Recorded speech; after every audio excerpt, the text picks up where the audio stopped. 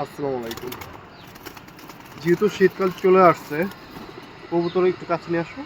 কবুতরের ঠোঁটে কিন্তু অনেক ঠোঁটে, পায়ে, শরীরে মশার কামড়ের জন্য পক্স হচ্ছে। এটা কিভাবে রিমুভ করেন বা কিভাবে ঠিক করা যায়?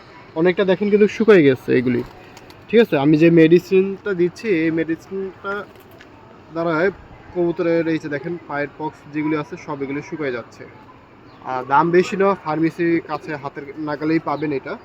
সেটা হচ্ছে পেনবিক ডিয়ার। ঠিক আছে, এই হলো ওষুধ। ওষুধটা একটু ফোকাস করো।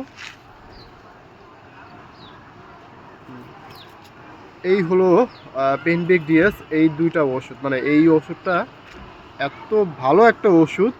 আপনার কবুতরা যদি পক্স হয়, মানে এটা আমরা তো পক্স বলি আর কি, মশা কামড় দিলে যেই পক্সটা হয় এটা কিন্তু সহজে রিমুভ হয়, বা শরীরে ব্যথা, কোথাও ফুলে গেছে পাছা পুছা, তাহলে বা কোথাও না কোথাও কোনো সমস্যা হলে, ব্যথা বা জ্বর, এই পেনবিক ডিএসটা খাওয়ালেই কবুতরটা সুস্থ হবে। আমার কাছে এখন দেখেন পেনবিক ডিএস এটা 500 mg আছে। ঠিক আছে, 500 mg যদি নেন তাহলে মনে করেন যে এক একটা কবুতরকে মানে অর্ধেক করবেন, মানে অর্ধেক করে এটা 4 ভাগ করবেন, মানে একটা ট্যাবলেট 4 ভাগ করে, এই যে হাতে কিন্তু আমি অর্ধেক রাখছি, 4 ভাগ করে একটা করে খাওয়াই দিবেন। জাস্ট এইভাবে খাওয়াই দিবেন সকাল সন্ধ্যায়, মানে 2 বেলা করে খাওয়ান।